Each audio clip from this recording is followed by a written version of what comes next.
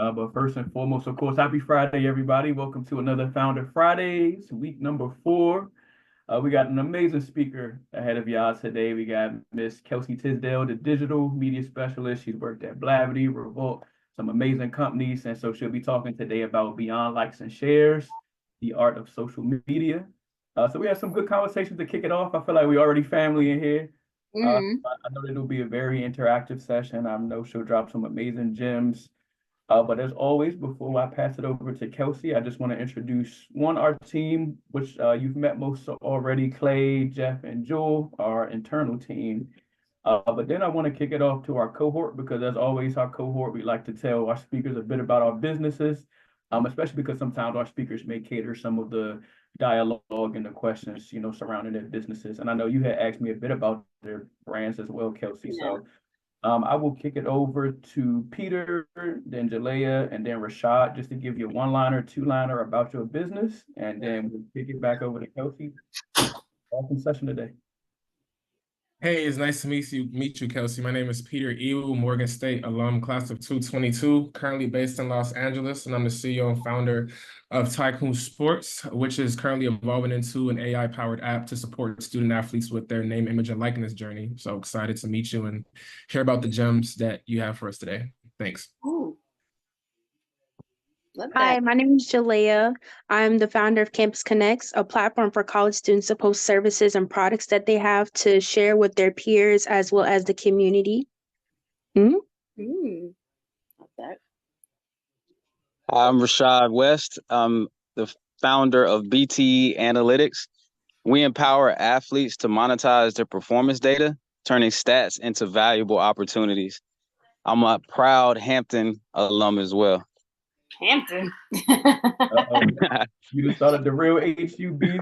And you kind of know Kelsey is representing Howard University.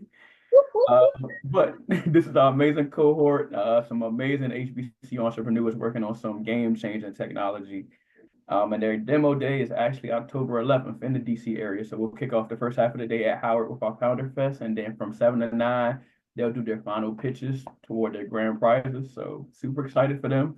But I think it's a good transition into you talking more about your background, the HBCU you're representing and everything. So I will pass it over to you, Kelsey. For sure. Yes. Thank you guys so much. And thank you for sharing. And you guys are working on amazing things. I'm excited for you guys and wishing you the best. And I hope that, through my presentation, I can give you guys some tools to help elevate your brands and expand your social footprints. So that will be my goal. I'm going to try to share I just hit share screen, correct? And I should be able to take over. Yep, and let me stop sharing. Make sure you're good to go. If I hit share, are you guys seeing me? Coming up. Yeah, yep, we can see you. I'm going to go to present.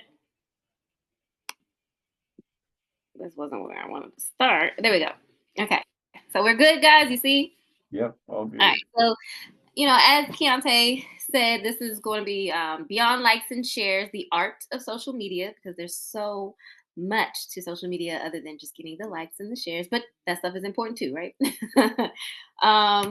Just a little bit more about me and my journey, where I'm at now. As we mentioned, I did graduate from Howard University in 2015. I got my degree in journalism and I went straight to LA, and I lived in LA for 8 years, and I worked with multiple brands. Most of it was at Revolt TV, working in different departments from production to social media and marketing. Also worked with Blavity, and I've also worked with creating content for brands like AT&T, McDonald's, Mac, Walmart, you name it. Very fun time, loved it, right? But I am at a point now where I'm kind of growing and pivoting and transitioning. So I did move back home 2 years ago, and I am currently pursuing my master's degree in clinical mental health counseling and at Johns Hopkins. And I launched my boutique social media agency, which Keontae, I haven't told you this, but I launched my own agency called Lemon Stand Social Media, and I am focusing on working with local small businesses in the DMV, work on their social media, because even though I'm in school, we still got to get that money, you know what I mean? We still got to keep it going. So I love it. Yeah, so you might be wondering, like, how do you go from social media to mental health? I think they go hand in hand. Actually, my time working in media and production and social media marketing kind of influenced me to want to go into the mental health field, because there's just so much that these apps and these platforms are not really catering to when it comes to their development and how they're marketing to us, and they're not really thinking about our mental health. And we all know, like, social media is seeping into our brains, right? We know that it's affecting us. So I'm hoping that once I get my license, I can combine the two and maybe, come up with some innovative stuff. I might do a startup like you guys and create a new product that combines social and mental health awareness, and we can, combat some of these negative issues that are going on, right? So that's just me. That's a little bit about me. So the goals of this presentation, right? I want you guys to understand these platforms that we're on constantly, because each of them have their own unique features and unique ways of going about them. I want you guys to be able to really develop a strong content strategy.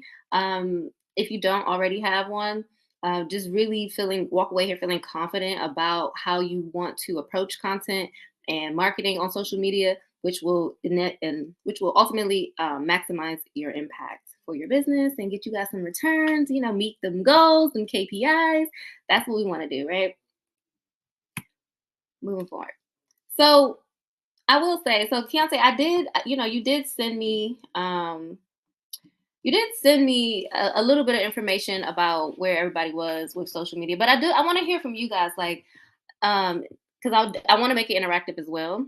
And I don't know if I can come back and then I can share again. I want to see you guys because I can't see me. Is that okay? Oh, I know how that happens. So what you got to do is, if you are sharing, it's probably it's like three dots or something, whatever that icon is to your furthest right. Do I go back to full Oh, screen or do I have to go back to the Zoom? if you see like that Zoom bar at the top, and you see, let me see, what's the I mean, button? it's okay. I felt like I was talking to my presentation. It's all right if I Yeah. do, but it just felt like I wasn't interacting with you guys. Yeah, if you want, you can stop sharing though, and then you can share it again if you want to. Yeah, I'm gonna stop sharing, and then because I want to ask you guys. I want you guys to tell me what is your relationship with social media right now. Like, I got a little bit of info from Keontae, but I want to hear from you guys. Like, are you So guys confident and we're good, but I want to expand? Are we like, I'm a little intimidated, I'm not quite sure. I need, just I want to hear where you guys are with this. I would say for me personally, I'm like just experimenting because with like when you have a certain demographic they are trying to target, you have to understand what do they like to see and things like that, then create content that's curated towards that. And then not only that, but I've been using like Instagram ads and things like that. And I gotta see what is getting high engagement, what's not. Then if it's not, I gotta change it. And it's like, is it worth paying the money to do the ads? And like also having several like medias like platforms that you're using. I have several of them, but I mostly post on Instagram because that's what I be on. So I'm like, I gotta make sure I work on all of them. And it's like it's a lot. It's a lot, but I love that what you're doing. Like, you're in a really good space, so that's really a strong foundation. So, give you your props for that. Good job. Thank you. um, Yeah, I've been this is Rashad. I've been more so focused on just building out the our database and back end and algorithm, and I haven't really spent as much time as I need to on social media. I kind of been having interns kind of helping me with it, and then also looking to potentially hire someone because I know that's not one of my strong suits either. I'm not really huge on social media, so I'm not, I'm here to learn. So yeah, yeah. no problem. That's good. Thank you for sharing. Yeah, I'm sorry. I probably wasn't here. I wasn't here during the introduction portion. My alarms didn't go off, and I was in the middle of getting food. Um, but hi, my name is Jeremiah. I'll do a quick introduction. I am the founder of Black Horizon, an organization dedicated to creating more Black professionals within gaming and esports. And so, a lot of my relationship with social media is a requirement. I've been doing it partially for work, partially for just trying to expand on my business. And so it's been interesting. I think it's super valuable to have, but it's also a massive drain on resources trying to maintain those relationships. Um, and so, like me personally, my co-founder, who is my best friend, blah blah blah, he actually manages it more directly because he's better at like doing a lot more of that social media posting, doing a lot of graphic management and things like that. And so it's been interesting trying to figure out what's a good balance between how many posts do we need to put a day, how many, how often do we need to engage on platforms to really facilitate growth within our community. So but it's been a growing journey. Yeah, and it will be. That's fine. Yeah, I can share. For me, I actually have a good amount of marketing experience across a lot of different like entertainment sectors, and outside of this, I also like contract with a lot of different companies and creators to like manage their accounts. So I'm kind of in a position where it's in the time thing, and and I think somebody mentioned here, I'm more of in a position where I'm like delegating it, but I do kind of still like lead the strategy as it relates to like the content strategy and what and the where we're posting. But it's really a situation of making sure, because I think another thing too is like personally, I feel like because of a lot of the other things as it relates to like my personal brand and whatnot, like I don't want to be the sole face on our social media. So like, especially because we are like a Gen Z led company, I do want like the faces on the company not to be like too much going on towards where you don't know like who's associated with what, but like a diverse amount of faces and voices speaking on the company. So like we're in the process right now of like onboarding interns, familiarizing them with like what our content strategy looks like, and then plugging and playing. So yeah, really excited to kind of just delegate, and then kind of just see some dope stuff, and also just kind of take whatever you share and implement as well. So. And there's nothing wrong with delegation. You know, if you have the resources, you don't have the bandwidth to do it yourself, please, like, let them do it. Okay. So it seems like you guys are all you're in a good place. Like, you have a good foundation, a good understanding. And so I'm hoping to just, build upon that with you guys. And I think that, make sure if you have questions, I do have the chat open, but I probably won't be able to get to it till the end. But write them down. I'll look through it. And I'll try to stop frequently in between just to check in with you guys, see if you have any questions on any things I'll be going over. I don't know. Was that everyone? Because we have 9 people in here. Or did anyone else want to share? Yep, that was all 4. Our 5th founder wasn't able to make it today, but Jackie heard from all 4. All right, awesome, love that. So I'm gonna go back in. Thank you all for sharing. Because I have a tendency to talk and just keep going, so I have to remind myself, like, all right, girl, like, let them go. So you guys see we're good? Yep, it's back up. Okay, cool. Yeah. All right, so I like to start out with numbers just to kind of bring everything into context. We know that there is plenty of people on social media, but here are some global numbers as of 2024 of how many monthly active users are on each platform. So, Facebook is still leading. Facebook is still leading the charge with the most monthly active, but that YouTube is right behind. Instagram, we have 2.3 billion, TikTok, 1.1 billion, LinkedIn, 900 million, and Twitter, 450 million. These are going to be the main platforms that I focus on throughout this presentation. There are other social media platforms for sure, but I just feel like for businesses, these are like your top 6 heavy hitters and the ones that are mostly talked about.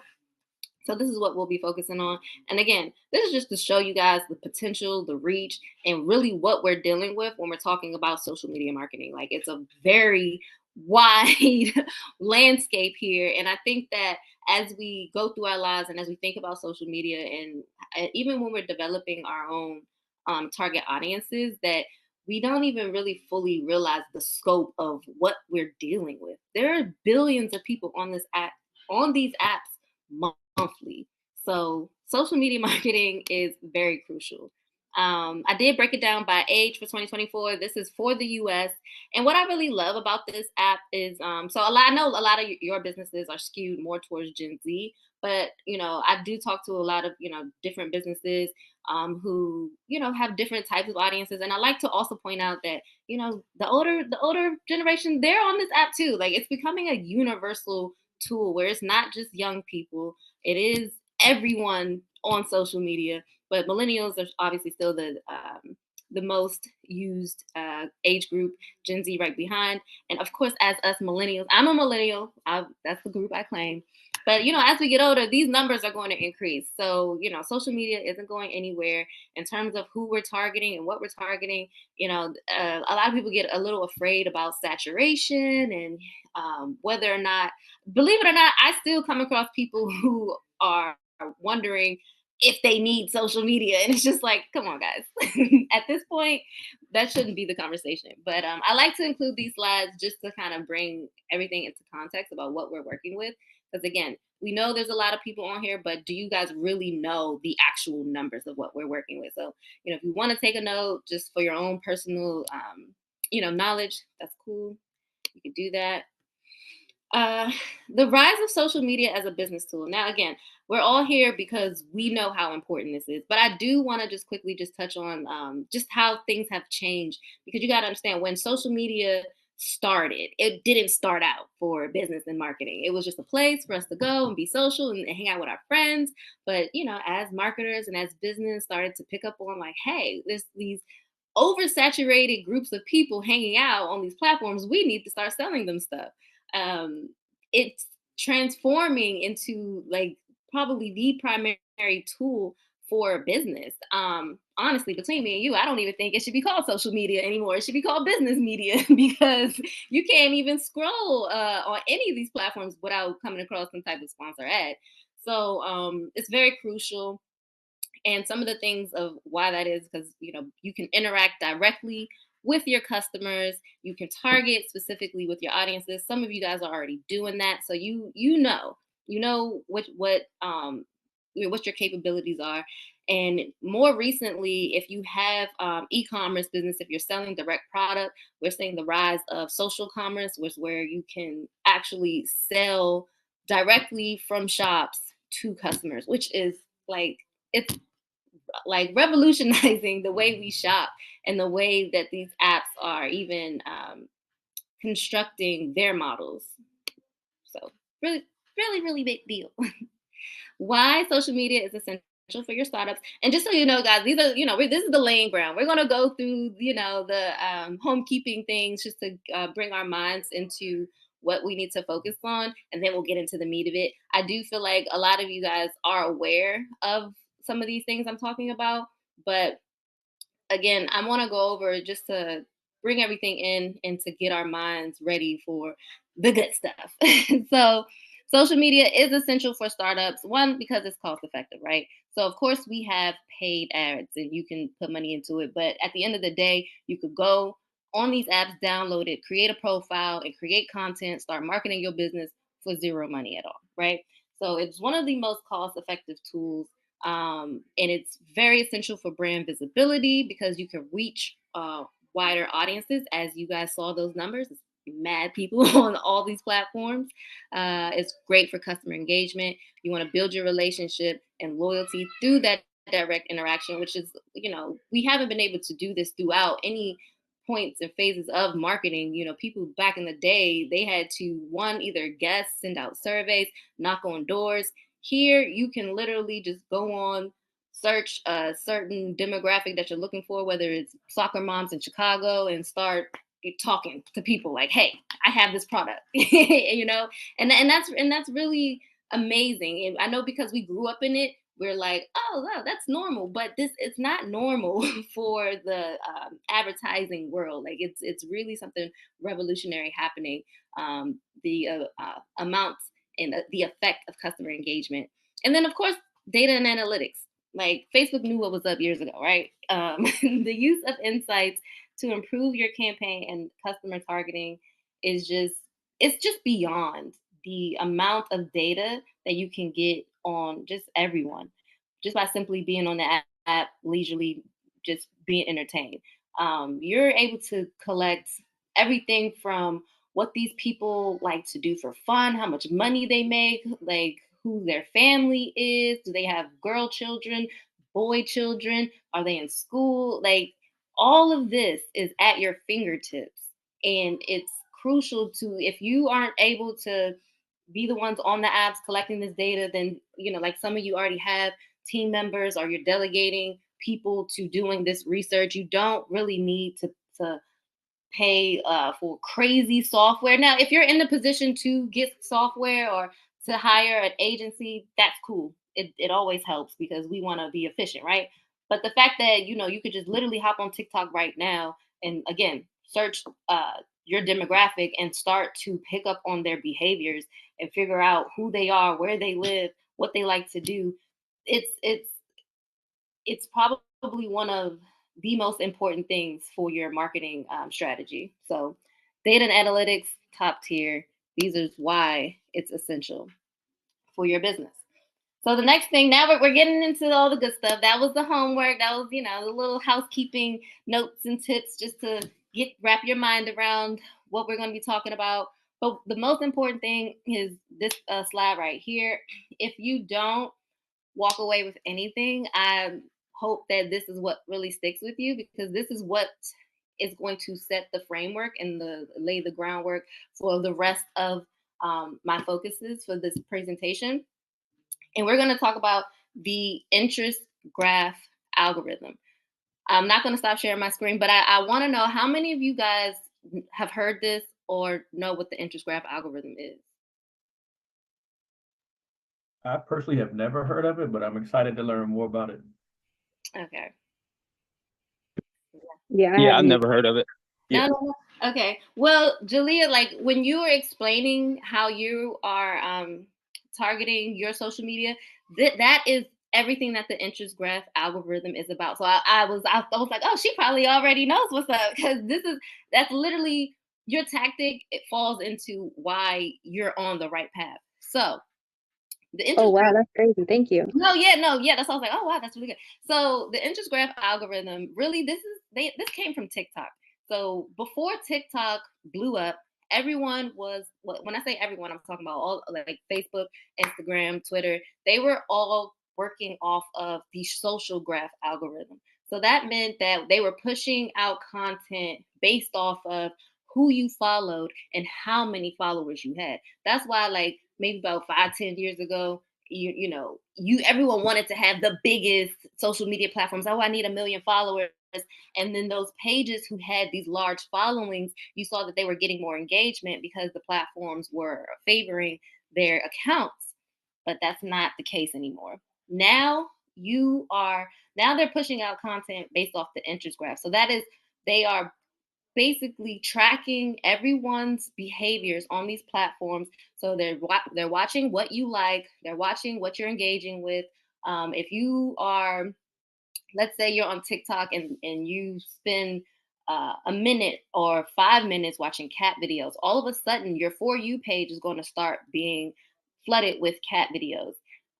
So they're now pushing content based off what people are interested in. Even on Instagram, like when you guys are scrolling and you see, suggested pages, that is based off of something that you liked, something that you commented on, something that you stopped on and you watched the whole video. When you do that, these apps are now learning your behavior, and they're going to start pushing content towards you based off your behavior. Now, this is crazy good for businesses, right? Because what this really means is you don't have to have a huge following to be successful on any of these platforms. All you need to do is figure out who your audience is, and I'm gonna get to that. That's like my next slide. But like, what is it that people are interested in? If you have your audience in mind, you have who you know who you want to target to, then the next step is to figure out how to make relevant content. That's all you need to do. And I know I'm making it sound simple, because there's a few steps that you need to take before you realize or determine what's relevant. But in creating relevant content, then you'll start to get engagement. And once the apps see like, oh, people like this, so we're going to push it. You can have one follower. And if you're creating content that people like or that people are interested in, then you can go viral. So that's huge. And so some people are calling it the TikTokification of social media, because this is an algorithm that was adopted from the TikTok For You page. And now all of the platforms are doing it. And why they're doing it? Because each platform is competing for your attention. So every platform wants you to stay on their platform the longest. And you might have even noticed, like, dang, when I get on TikTok, I can't get off it. How many of you guys have felt that way? Like, I just got looped into the TikTok rabbit hole. Yep, all the time.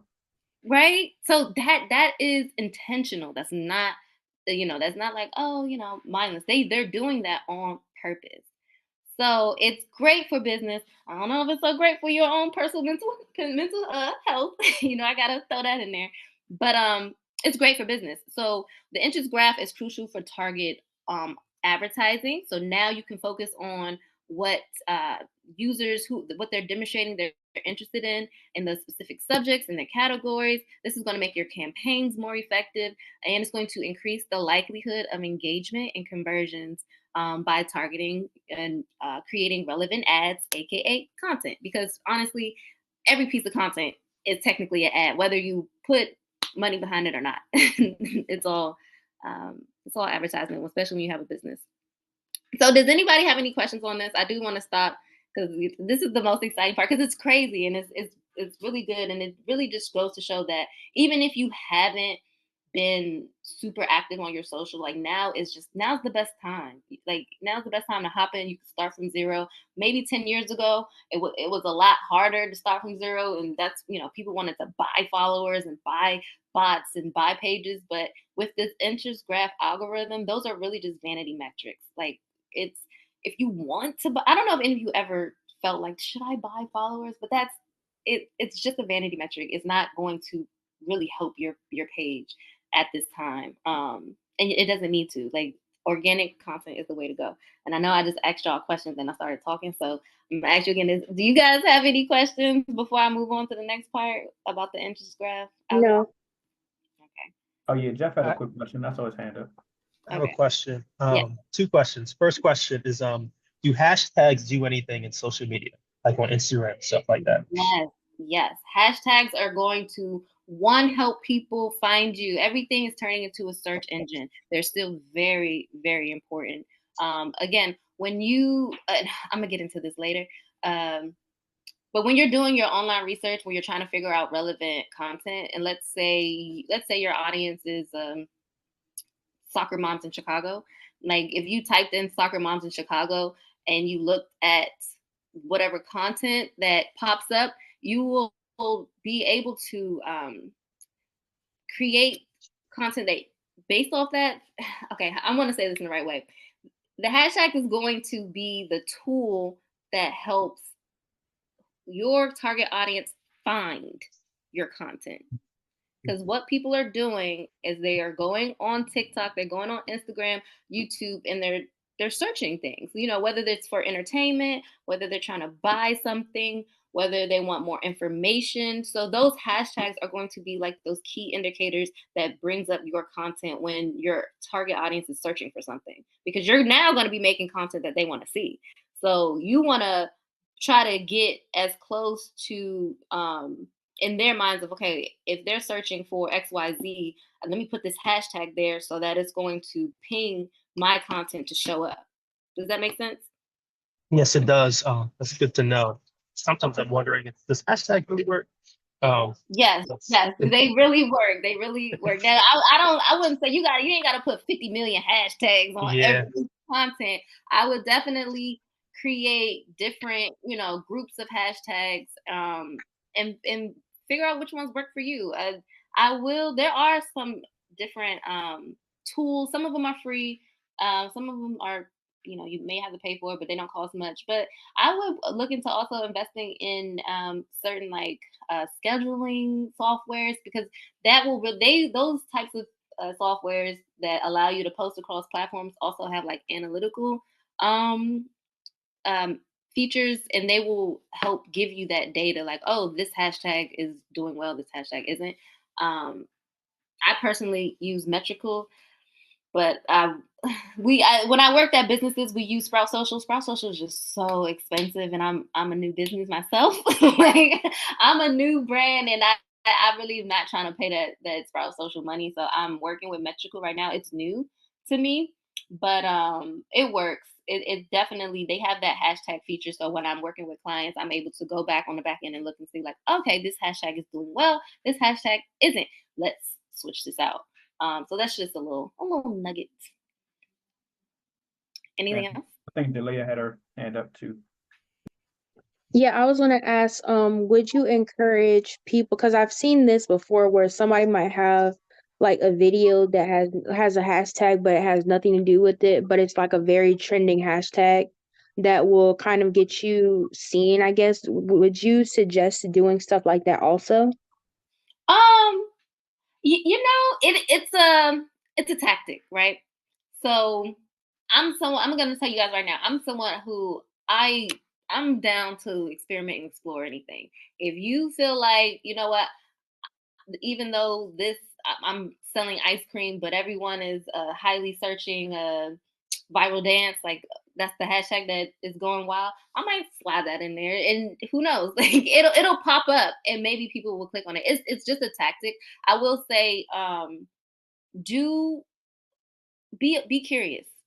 Like there's nothing wrong with throwing in a viral hashtag into your pool of hashtags. Now I wouldn't just have a whole bunch of random hashtags. Like don't don't have like 20 different hashtags that have nothing to do with your business, because again, we want to be intentional about who we're trying to market, right? So if that's where your audience is, then sure. But if you're just trying to randomly pop up in different places, I'm not sure how effective that's going to be, because you should have a certain target in your mind, you know, of who you want to market your products to or your services to. So if you are throwing in a hashtag in there that has nothing to do with your demographic cohort, then it is probably not going to be that effective because they're not interested in that. So if you are using different hashtags, just make sure that it's still related to the interest of you who you're trying to target. If I think in that context, it's fine. Thank you. No problem. All right. I think I'm gonna go. Here we go. All right. So now that we are familiar and we're all on board with the interest graph algorithm, I'm gonna go through just how to build a successful content creation framework. And I broke this down in 6 different ways. So some of this you guys probably have already heard, defining your ideal audience. Now, this has been the number one thing to do since the beginning of time. And it hasn't changed, but the reasoning behind it has changed. So defining your ideal audience, understanding platform dynamics and user behavior comes right after that. Crafting strategic organic content, amplifying your strategy comes next with paid media, ads, influencer partnerships, and then finally, post creative analysis and optimization. Cool, that's the framework. So if you guys want to write that down or screenshot, oh, well, we're recording, so you'll be able to go back. Okay, let's start with defining your ideal audience. So again, after realizing that, all right, all these platforms are adopting the interest graph model, your ideal audience, you really should not be creating content unless you know exactly who you're targeting to, because that's who you want to engage with your content. And the more engagement you got, the more that's going to get pushed out. So you want to create relevant content. And the only way you can create relevant content is if you know who is going to be interested in it. So key audience segments, that's something you want to consider. You want to ask yourself, why am I making this? Who am I making this for? Who's going to benefit from this piece of content? And there's different ways to figure that out. I will say in the beginning, you want to use the platforms. Like I said, I say TikTok all the time because TikTok is just it's one of the best search engines. But you can do this across platforms where you again search hashtags, or you put in certain keywords that are related to your ideal audience and see what content pops up. And then that's how you can start to kind of gauge, all right, I'm seeing a lot of this content when I type in, soccer moms in Chicago. And so I'm going to kind of figure out what they're interested in. You might see them liking, um, I don't know. I'm going to say knitting videos just because I don't know why that came to my mind, but that's just an example. So if you could find out, and even if that doesn't mean you should create a knitting video, but maybe you find a way to reference it, or maybe it's the language that you're using, or maybe it's something else that's showing up that you realize, like, okay, it's not going to be everything. Now, don't force it either. So as I'm talking, I want to make sure, because again, if you type in soccer moms and you see that a lot of them are liking knitting videos, don't make a knitting video if that has nothing to do with your business. But I'm really just trying to give you guys the example. There, you want to do this research and look through it until you find something that is relevant to what you are selling. You want to be mindful of the demographics. That's age, gender, location, income level. All these things are going to dictate what they like. All these things are going to dictate what they're interested in. And that should also be what you're thinking about when you're thinking about what type of relevant content you want to make, who your audience is, what are their interests and hobbies, and what are their pain points as well. So this is important because a lot of people they want their problem solved, right? So if they're online and if you have this idea of who you think you want to target and you search on TikTok or Instagram and you see a lot of them are complaining about not having enough time in their day, and maybe you want to do a video about time management and productivity and find a way to reference that back to your business and your service, that could be a good way and a good tactic to create relevant content for your ideal audience. But again, you want to start here because you really should not be creating anything until you know who this is for. Because once you figure that out, once you figure out what's relevant to them, that's how you're going to start getting engagement. And once you start getting that engagement, you're going to start, the platforms are going to be like, hey, people like this, so let's push this. Any questions on ideal audience? Pretty straightforward. I thought so. Yeah. Yes. So the next thing. So this is super important. Understanding platform dynamics and user behavior. So I want to start off with user behavior and just how each platform is different. And this is a page where you can kind of take some notes on.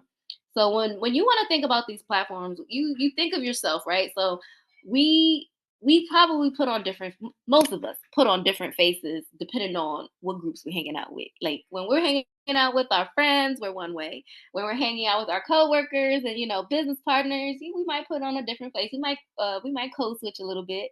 And these platforms are the same. Like I mentioned earlier, each and every one of them are competing for your attention now. So they're all going to have their unique things about them, and just over time, different types of people have gravitated towards the different demographics. I mean the different platforms. Like when I'm on TikTok, it's not really the same vibe as when I'm on Facebook. When I'm on Facebook, I'm really just checking in with friends and family. And when I'm on TikTok, for me personally, I'm on TikTok because I'm looking for something. I do use TikTok for a search engine. I don't like to get wrapped up in the entertainment because I tend to fall victim to the rabbit hole. But just going a little bit deeper in that, Facebook is a platform that thrives on community and personal connections. Long form posts, live videos promoting discussion in the comments. That's going to do well on Facebook. Instagram. Instagram is where users interact the most with aesthetic, high quality images and videos. Instagram is bougie. I'm going to just tell you right now, they want the nice stuff. Reels also are still getting priority in Instagram's algorithm. For a minute, they were pushing carousels too. They've kind of went back towards video. Now carousels are still they're still it's still important to use. I wouldn't just completely disregard any of the app's special features, and I'll touch on that on the next slide. But reels are getting priority. LinkedIn, best for thought leadership, industry insights, and B2B marketing. TikTok, there's going to be a strong emphasis on trending content, humor, relatability, and creativity. Those are going to be the keys to success on TikTok. Twitter, formerly known as, well, X Twitter, I still call it Twitter. It's going to be excellent for breaking news, also thought leadership, and then quick, shareable insights. And then YouTube is great for long form content. So that's going to be your tutorials, your reviews, your vlogs, your webinars. Users come to YouTube to learn and to be entertained. And it's also really great for brand storytelling. So that's where you can get your back end stories in, or if you want to like really drive your narrative. What was the other day you guys had a founders on owning your story, right? Yeah. So YouTube is a really good place to kind of expand on that. And as you guys are moving forward, creating your strategies, I want you guys to look at these different platforms and figure out, okay, this platform here aligns the best with my business. So I want to start here. It can be overwhelming. It's a lot to do. It is a lot. It's a lot of platforms. And the fact that they're all competing with each other, they're making everyone jump through hoops just to get seen. So there are people, and I've come across successful businesses who have won at focusing on one platform at a time. I do encourage, like in the long run, that you should get on all the platforms because you guys saw the numbers, right? And there's billions of people on each platform. So when you decide to not focus on one, that's billions and millions of people that you are just choosing to not market to. Like you're kind of it's a big gap there. But I also understand that we're starting out, we're small businesses, we're startups, and it's okay to do one at a time. But I would have the goal to eventually scale and be able to cater to each platform and be on all of them. But you can see what wins, figure out what works best for you first, and you can focus on that, and that'll be completely fine as well. Any questions before I move on? No? No. Keep going. Okay. Actually, I forgot I do have a question. I put it in the chat. So I was gonna ask, do you have any suggestions on what type of content you think is most effective to a degree, or that you've seen it has been effective for you, like in video content? When you say what type of content, do you mean like humor, or do you mean like um using green screen? Do you mean like giving facts? Do you mean like what do you mean by Yeah, stuff like that. Because I noticed like some people they do like skits, some people do like informative videos, some people do like a day in my life, dress up, like different types of videos like that. Yeah. So even that right there. So knowing what type of format you want to use, that is something that when you figure out and determine, like, all right, this is my ideal audience and this is who I'm targeting, when you go on these platforms and when you start putting in the hashtags that are relevant to your business, to your brand, and to your audience, you'll start to see what formats are doing well. So it's going to be different. It's going to be different for each platform. It's going to be different for each business. It's going to be different for each demographic cohort. So I would encourage you to, when you have time, when you're on these apps, do the research. Go in there and use the hashtags. Use your keyword search and see what is doing well. If you see that there are multiple formats doing well, try them all and see what works for you. Like, be experimental, be curious. I wouldn't cut anything out. I don't encourage any of my clients to not try anything because I mean, that's just what you have to do because these platforms, they're changing and they're creating and they're developing new stuff every day. Again, they're competing against each other for your attention. They want you on these platforms, so it's going to be a constant. You want to be in a constant state of learning. You want to be curious. You want to have the open mind. You want to, come up with a few different things and test them out and see what works for you. You know. Does No, that thank help? you. Yes, they definitely help. Yeah. So try it all. But you'll start to know that. That's why again, the first thing is to start out with your ideal audience because once you start to get into that research with them, and once you really get to know who your audience is, you'll see like, oh, my audience doesn't like day in the lives. They like me to talk to them directly. You'll learn that. But yeah. So just we'll start there. Okay, so the importance of using native platform features. This also falls under, user dynamics and understanding the platform. This is, you can write this down too. So you'll probably notice how it's like every other month these platforms are coming out with a new feature, right? You're like, okay, I don't need to use this. I don't want to. I'm cool with just posting on stories. Y'all got polls. Y'all want polls in the comments now. Y'all want me to comment on the picture. Like, I ain't doing that, right? But at the end of the day, they're doing that on purpose. So as a personal user, you might be overwhelmed. But as a business, these are key indicators of things that can help your engagement. They're creating these features because once again, they want you on the platform for longer. They want you engaging. They want to keep your attention. And so they're going to reward the accounts that are using these features. So things you want to consider: higher you want higher priority for the algorithm. So they're going to give higher visibility to posts who are using their native tools. And again, you might think that this may be hard because you're going to say, "Oh, so what you mean? Like I gotta go into TikTok and post through TikTok, and then I gotta go into Instagram and post through Instagram?" Unfortunately, yes. Unfortunately, yes. If you're not at that point where your business where you can um, exert that type of energy, or if you can't delegate it in that sense, then I understand using a scheduler to schedule across platforms.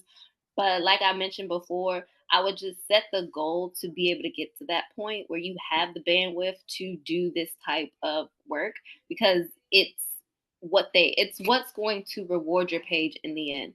If you I don't know if you guys noticed, but at one point, it was a few years ago, where TikTok green screen blew up, and now you have some of these TikTok pages that are like huge just off doing green screen content. That's because they were favoring people who were using that feature.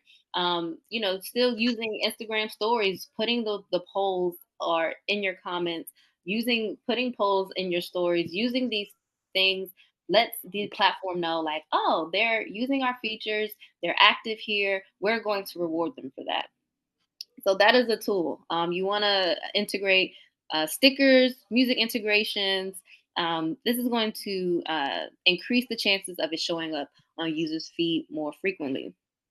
And so, again, boosting engagement, these native features are going to make it more interactive, and it's just going to make your audience want to interact with and engage with your content even more. Again, more engagement, more visibility, more growth on your page. And the last thing you want to consider: platform specific content. So these native features will allow you to create platform specific content that feels natural for users. So, for instance, TikTok video is designed for short, entertaining, and educational clips, while IG story is more suited for real time updates. So, as you guys start using these features, you will again learn like which content works the best. So if you're doing like behind the scenes stuff, that's gonna perform better on IG story versus a TikTok video, and that's really what that means there. Any questions before I move on? No. Okay, cool. I have a question. Yes. So personally, I feel like I've understood like most platforms, social media platforms, how to like what kind of ticks, but I don't understand X or Twitter. Like how does things go viral on there? Like sometimes it'll be like a super long post, or like it'll just be a short quote that's funny. Do you have any tricks for, I guess, X, or understanding like how the algorithm ticks for Twitter? Yeah. So what is your Twitter strategy so far? Like, what exactly are you posting on Twitter? I just post whatever I can try to find. Like I can't get anything to stick. So I think maybe I need more followers. Maybe that's it. But Mhm. LinkedIn, certain things you can kind of build up. Instagram, put a nice photo. Facebook, friends and family stuff. But TikTok, it's get some good hashtags. But I'm just trying to figure out what is Twitter's favorite: videos, photos, just Yeah. No. quotable things. Twitter is definitely a place for conversation, right? It's a place Mhm. to talk to people directly. It's a place for breaking like news and insights. It's a place where people go to get information. It's not necessarily a place where they go to watch video. Like if you're on Twitter, you're there, you're probably expressing your thoughts, you are reading other people's thoughts. It's more of, I want to say it's more, I want to say it's more like giving Reddit vibes, but Reddit is unhinged. Like Yes, Reddit is super unhinged, but I There's want no key 4chan. Yeah. right. I want you to think of Twitter like the same way we think of Reddit. Like, if for your business, it's where you can directly talk to who your customer is. It's where you can get direct feedback. Your tactic, one, just continue to use it, continue to post on there. But again, you're going to win with text. You're going to win with long form, thought provoking prompts, things that are going to make people want to respond through conversation, or if they want to, if you get to that point where they're interacting with your product, your service, your business, and now they want to talk to you directly, that's going to be the best way to utilize Twitter. And just Twitter X. I always, when I say Twitter, I was like, oh, but it's X.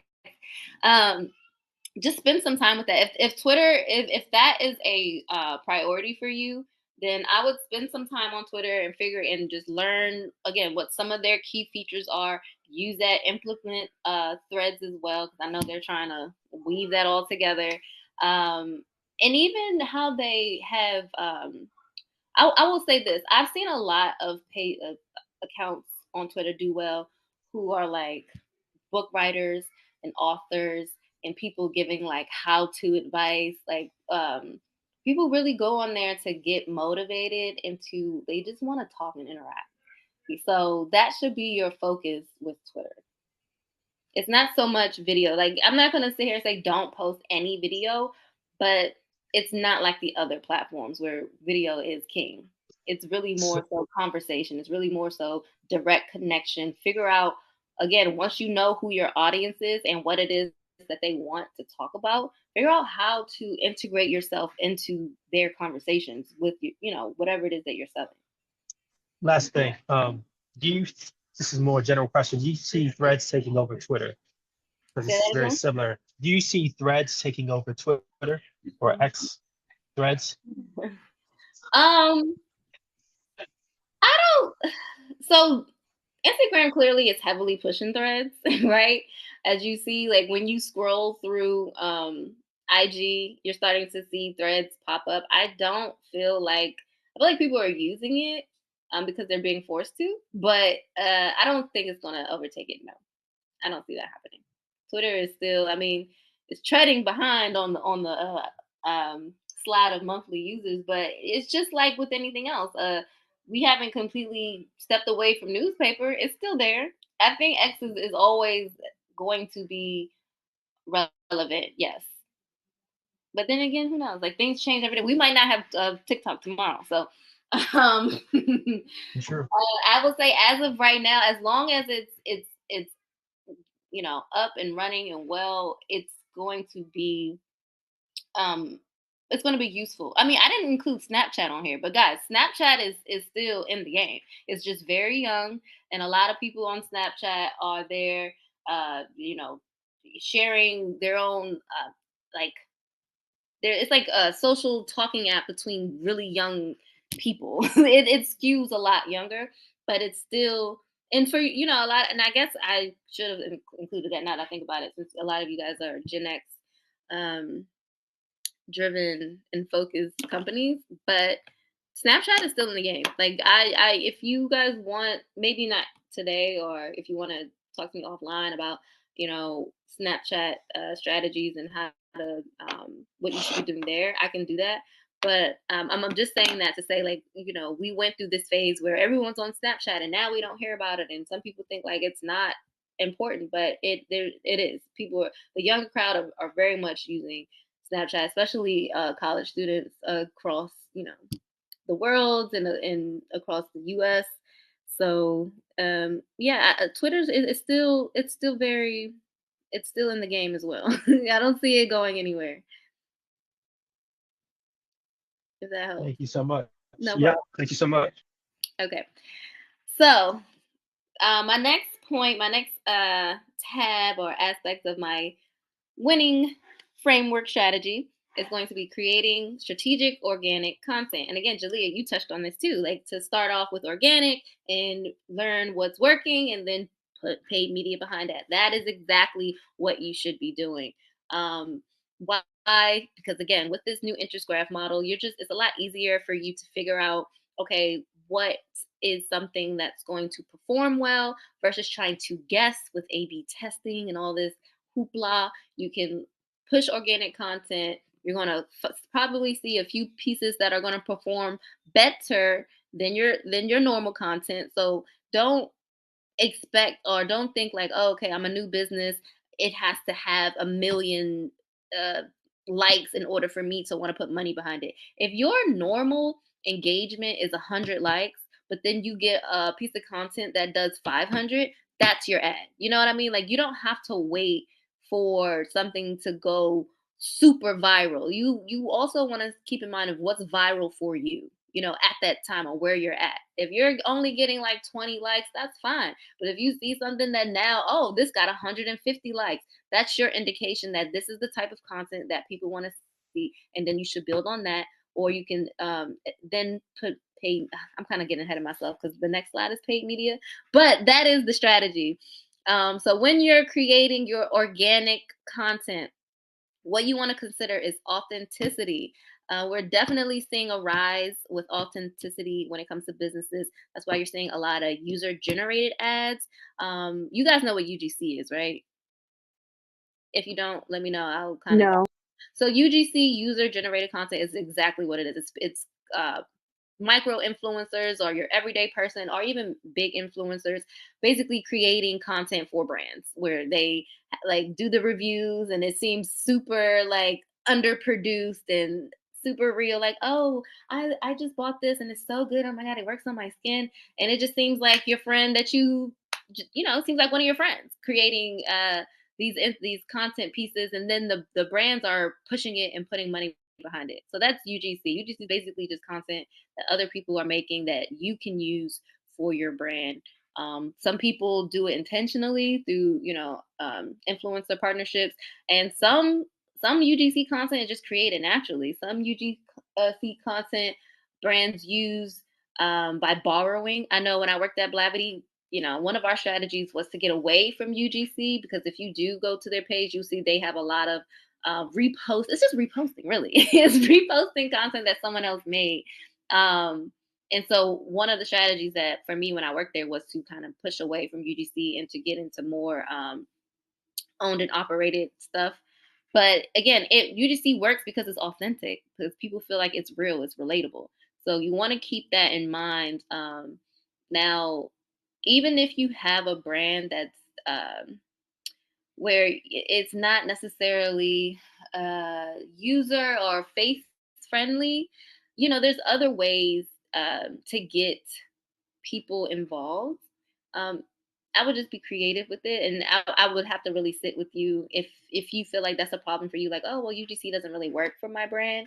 That's something that I would have to like sit with you individually and go through and figure out whether there's a way to like have it fit for you. But again, if it don't force anything that doesn't feel authentic, because that is the key goal. You want to be authentic to who you are. You want to be authentic to what your brand message is, and that's going to really resonate when you're crafting organic content.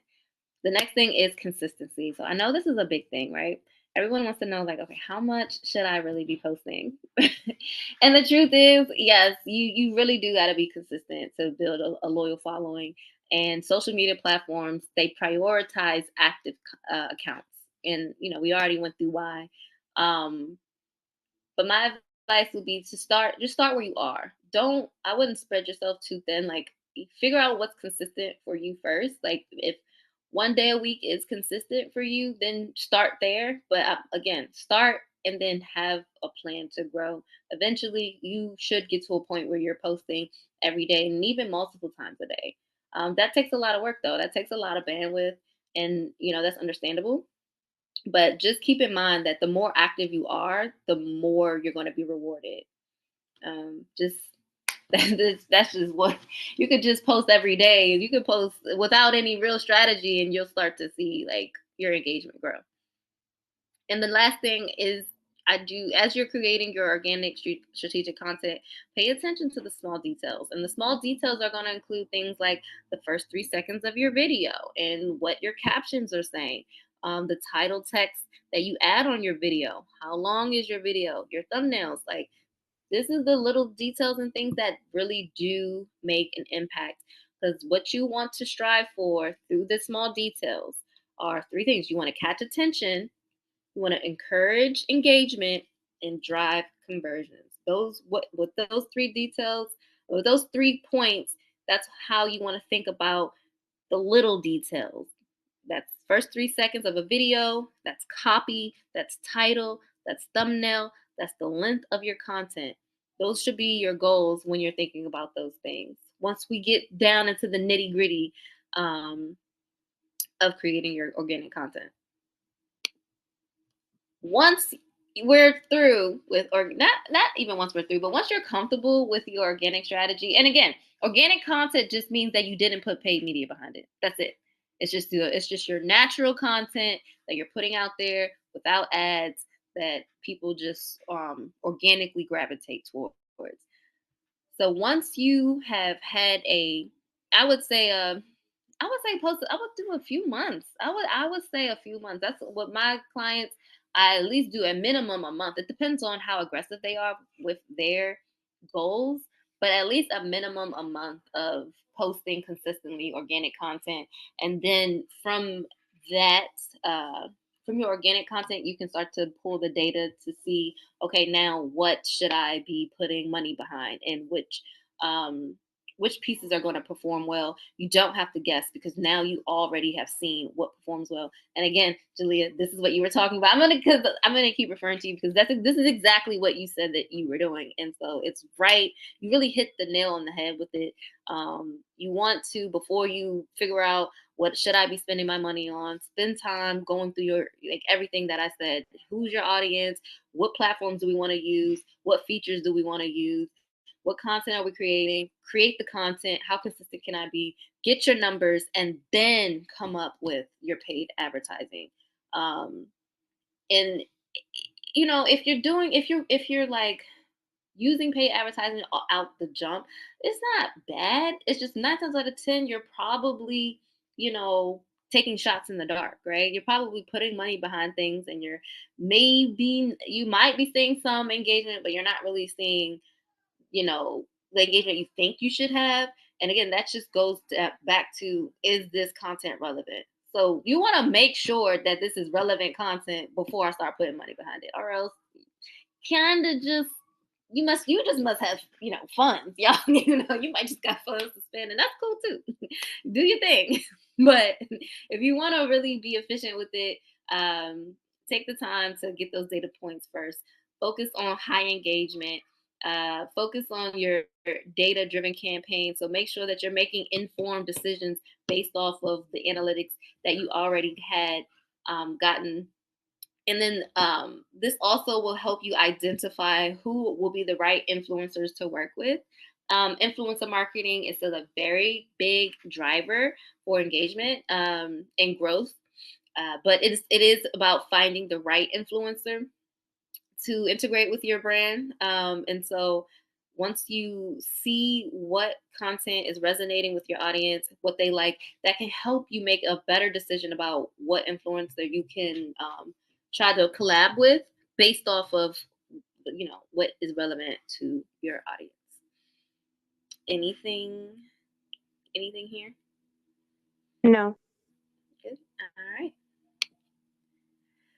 So last but not least, what time is it? Are we at an hour? Oh my God, I was not checking time. How are we doing? You're fine, Kelsey. We still got some time. If y'all are still able to hang around, well, at least a good 5 or 10 more. This has been great. This has been super interactive, and they've had a lot of questions and a lot of gems. So I'm not rushing you at all. I feel like everybody's getting a lot of value out of it. So yeah, I'm sorry. I knew I could You're go. fine. Thank you. No problem. Are we still here? So, but this is the last slide. This is not the last slide, but this is like my last little point. It's just your post creative analysis and optimization. And really, that's just, after we have, put in the work and we've implemented all the other aspects of this framework, you want to then go back and analyze, right? And I think that this is kind of it's a very important piece, because you want to not only make sure what you're doing is working, but you want to see what's not working. You want to be able to see like what some of your blind spots are. You can, in this phase, you want to really utilize social listening. And what this is literally going on your social media accounts, monitoring, not only your interactions from comments and likes and shares, but your mentions. You want to look and see what people are talking about in your comments, and you want to see like how that relates to your brand, your product. And also, if there is a new cohort that is developed, you might think that I'm targeting young millennials or young Gen Z kids interested in music, but now all of a sudden you're getting moms of these millennials who are commenting on your stuff because they feel like it reminds them of their kids. And now you have a whole new cohort that you can start advertising to. So that's why it's important to listen, to do your social listening. And also it'll help you, then they will directly tell you like whether they like this or what they want to see through your comments. And it'll help you with your organic strategy when you want to create relevant content. You also want to consider analyzing your KPIs, obviously, like what are your click-through rates, your engagement rates, and what your impressions are. That's kind of straightforward. Of course, if it's doing well, we want to keep pushing that. And then also your competitor analysis. Don't be afraid to see what your competitors are doing. Don't be afraid to even, do some of the things that they're doing. If it ain't broke, then don't fix it. Like, you can just put your own spin on it. Like we've been doing that for years. But also you can, with your competitors, see who their audience is, see what they're engaging in. That might be where you want to start. If you feel like going just onto these platforms and doing your research yourself might be a little bit too broad and overwhelming, then go to your competitors. Who are they? Who's following their pages, and what are they saying in the comments? That's a place where you can go and start to figure out what relevant content you want to make. So all of that happens in the post, and don't skip that step. And then I'm just going to leave you guys with some tips and some steps and advice for success. Don't overthink it. Just get started. Work within your capacity, set growth, and expand your goals. Prepare for the long game. Social media is not an overnight thing, and it's also not optional anymore. Like when you guys are building your businesses and your startups, social media should be a part of that framework. Like you see the numbers, your competitors are going to be on these platforms. It's not whether or not, oh, do I have time to do social media, or can I, or should I? No, it has to be a part of your business. Like other than that, you have to really figure out how serious you are. I ain't trying to come at nobody's neck, really. Like, let me back it up. But I'm just trying to just paint the picture of that. I don't think it's an option anymore at this point. So when you approach it, you should approach it the same way you do approach your business. Like it's my baby. Like I'm here for the long haul. I want to learn. I want to experiment. And that brings me to my last point, which is be curious, be an archaeologist. That means like, you might dig in one spot, and if it doesn't work, then go dig in the next spot until you find that fossil and that thing that works for you. And that's it, guys. What was this? 6:12, we're 12 minutes over. No, you're good. Thank you, and some Q&As. I'm gonna definitely. And before we dive into Q&A, I do want to just say first, this was such a really, really dope session, Kelsey. So we appreciate you.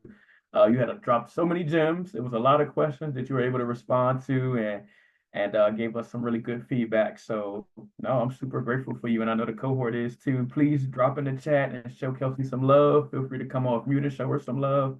Thank you. This has been such a dope. Yeah, much appreciated. Definitely. Yeah, appreciate it. No problem. There were some questions, so I wasn't able to see the chat as I was sharing my screen, but I'm looking now. Anything that, like, while I'm scrolling, anything that I haven't answered that someone just wants to like.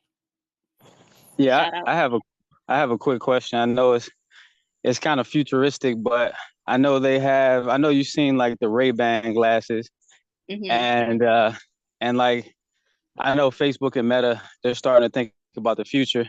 And your thought process, kind of like especially with how fast technology is moving, with the with the headsets, XR, all of that, do you think social media is going to take a hit somewhat, or you think it's just going to be an natural evolution where we go into like some type of AR, XR, or some type of different headsets? Well, yeah, I mean that's already happening. Like, it seems like there was a hot phase where everybody was interested into these VR worlds. What was it? What was it? Yeah, Oculus It was at one Oculus. point. There was another place where people were. It was like a blockchain Sandbox.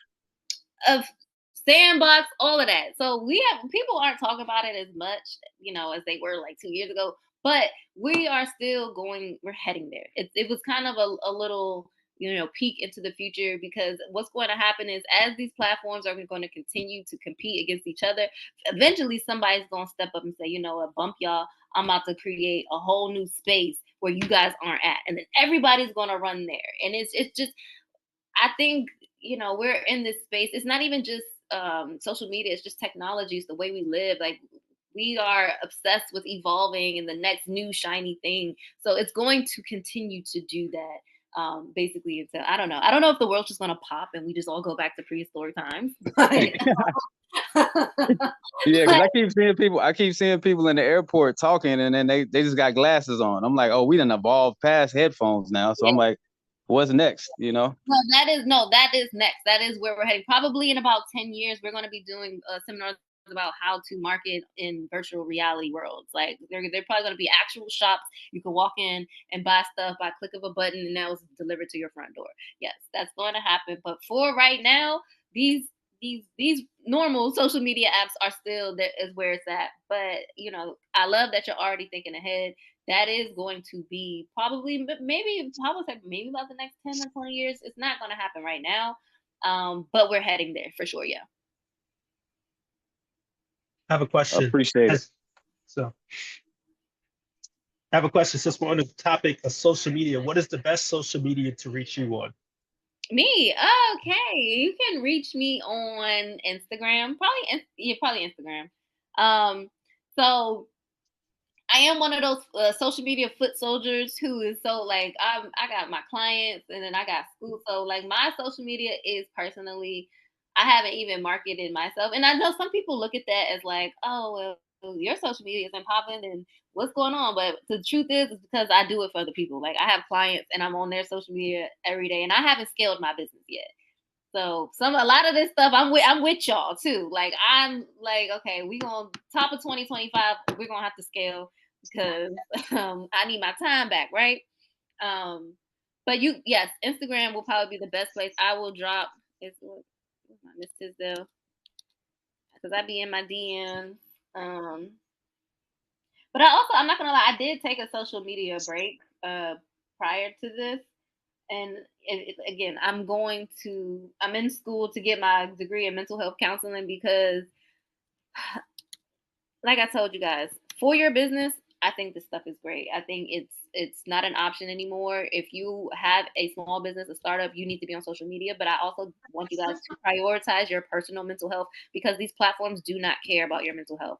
All they're trying to do is keep you on the apps longer. They're not really thinking about the implications it's having on your mental. So outside of business, when you're not working, close down your app, go outside, go for a walk. Don't get too have that boundary between work and you. Okay. Yeah, I hear that. I recently I just scrubbed put all my social media. Yeah, I just put my Instagram there for you guys who want to follow me on IG. I do check my DMs pretty regularly, but other than that, I'm busy posting for my clients. Their social media is popping. Like, they good. Mhm. And stay in contact with Kelsey too, because y'all might be future clients of Lemonade Stand. So definitely Yes. build them, because that's the goal. She gave her time and dropped gems for us. So as you all progress, she'll definitely be able to support in terms of expanding your brand. So might be some clients. I just wanted to ask real quick because I don't see the Instagram in the chat. It says at Miss Tisdale. Did it not come through? Oh, you too. Oh, I think I direct messaged Jeremiah. How do I not direct message? I'll drop it for you too. And Thank What did I just do? Am I becoming one of them old millennials who don't know how to use technology? Oh, here we go. Grandma Tiz. These are more followers than I have. Oh, everyone. I just had to put it on everyone. Yeah. Kelsey popping on social media. I don't know why she trying to downplay it.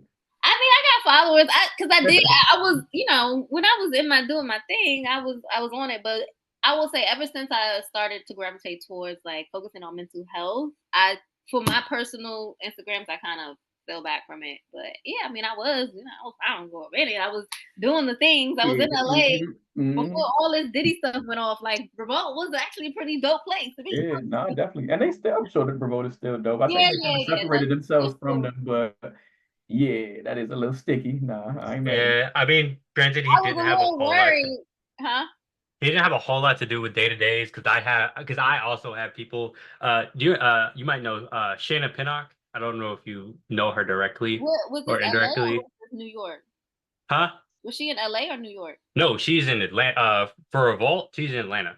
Okay, yeah. So that Atlanta build up that happened after me. I left Revolt in 2019, and they were just now starting to adopt this whole Atlanta move where they moved everything like the conference and stuff there. I was heavily based out of Los Angeles in the Los Angeles office from like 2016 to like 2019, 2020-ish. Yeah, okay, because she's their current social media person actually, because she came in 2022. Mm-hmm. So yeah, that would have been after your time then. Mm-hmm. Wait, you're in New York right now, right? Me? I'm in Maryland. Oh wait, so why'd you? I guess let me ask, because I had a feeling I heard you say you left LA. Like, why'd you move? Did you just want to go back home? Like, how do you feel about the move? And I know this is outside of social media, but no, it's fine because it does tie into like my journey and things like that. Well, like I said, I moved to LA in 2015. After the pandemic, I just felt like LA has served its purpose for me. I didn't feel like the capacity in which I was working in media like fulfilled me. So I decided to come back home, and then life kind of happened, and then I decided that like I never wanted to get away from social media, but I just didn't like the capacity in which I was working there. So working for major brands is a lot because, again, they're like the platforms. They have a goal. They just really want to market. They really want to sell. I'm not going to talk down on anyone or no company because everybody has goals. Everybody wants to scale. Everybody wants to make money. But I feel like for who I was and what was more aligned with me was to be able to work directly with real people and actually see the results of my labor. And then I wanted to also go into a mental health field so that I can combine the two. So as I'm working in social media, I can also help people navigate their own, like how it's affecting them personally, because it's not going to get better. So to say. So yeah, it just like I said, you weren't. I don't think you were here in the beginning. I just felt like my LA chapter was over, and I was ready to pivot. Like I'm the pivot. I'm the queen of pivots now. Like me too. I pivot a lot. I don't mind starting over and starting something new, and we gonna all right. I'm done with this. We gonna do something else. So yeah. That's cool. That's a great. Yeah, I feel like when I came to LA, I think I gave myself a similar timeline of like, I think I'm gonna go for like a 5-year run and then see how I'm feeling after that, and maybe try like in Atlanta or Texas or a different market. I don't know about going back to Maryland, but I think a part of my pivoting is thinking about other places. But yeah, that's some great perspective. Yeah, and I say go for it. Like if you're not feeling called to stay somewhere, especially if you're not married, you didn't have kids, man. Let me go check Houston. Let me go check Dallas. Let me see what else is out there for me. Especially when you're young, like you're supposed to do that. I wish I would have lived in one more city before I decided to start a family, but that's what I'm saying. I feel like I need to try a few cities just so I can have it. And I also probably even want to try out the country for like 30 days and just challenge myself to immerse into a new environment and a new vibe. So yeah, that's a part of the pivoting. And you can start documenting that too, like outside of your business. You might be an influencer. Exactly. Yeah. You start sharing that content. People like that. Like travel content does very well. Yeah, now it's the way though. I see the marketing game, so yeah, I like it. I like it. This was dope though, Kelsey. Any other last questions, concerns? I know you might have to hop. Anybody else? you. No, it's cool. I got lost in the sauce. I didn't even realize what time it was. Nah, you're good. This was great because it was so engaging. Like, I don't think anybody was sitting like, "Dang, yo, we went over time." I feel like it was just questions and good feedback. So this And was I hope dope. I really wanted it to be I really wanted you guys to get some really Yeah, great foundational work. A lot of people want to know what's the plug and play. Like, just tell me what I need to do to win. And yeah. it's like, Hmm. before you get there, you really just need to understand the foundation of what you're doing and build off that. Because even with people who are selling you guys plug and plays, like, there is still a chance that that might not work for you. So as Yeah, you're going through your journey, you're going to be experimenting. It's better to just experiment on your own. If you really truly feel like you need to go buy this course or you need to go buy this webinar, fine. But at the end right. of the day, you're just going to end up experimenting anyway. So just this is the foundational framework for you guys to start that experimental process. And this is where your mind should be. And this is what's happening on the platform. So you have an understanding of where to start and how to utilize each platform that will best cater to your business. So that's really Yeah, what I'm trying to do. I love it. Gems on top of gems on top of gems. Nah, Thank this was dope. you. You're This welcome. was really dope. And I love how you intertwine the mental health component of it too, because you don't always see that, but it's such an important component of it. Yeah. So kudos to you. You were the MVP. This was such a dope session. Thank you for Um, asking me to do this. You know, I work with people, but no one has ever asked me to like speak to a group of folks, and you know, so I'm like, okay, and yeah, I'm sure. surprised because like it really did go amazing. Like you would think that you do this routinely. So Thank just you. know we're gonna be tapping you back in later on down the All line. right. So we'd I love to love have you that. back. We'd love No to have problem. you back. Sure, I will gladly come back. Sweet. No, you the MVP. I don't want to keep us much longer. Cohort, just some quick updates for y'all.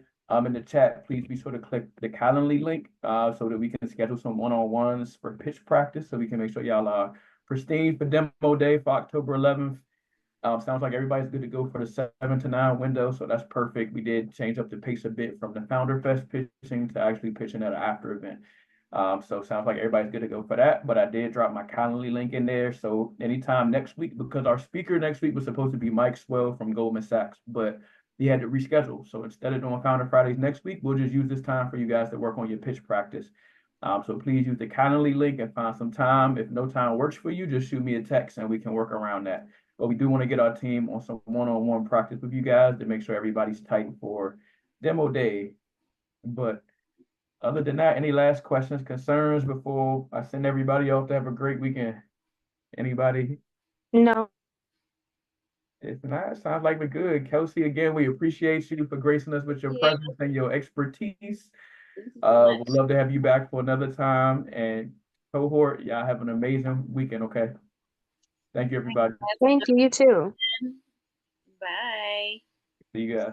So where would the recording be? Because would I have access to the recording too? Yeah, you'll definitely have it. I'm gonna shoot it to you. I usually end up converting it to YouTube like right after each session. So once I upload it, I'll send it right to you. Okay. All right, cool. No problem. Appreciate you, Kelsey. You the goat. Thank you. No, you to go. You to go. You the goat. You the No, goat. you to go. Okay. All right. All right, yeah. Crazy. All right. See ya.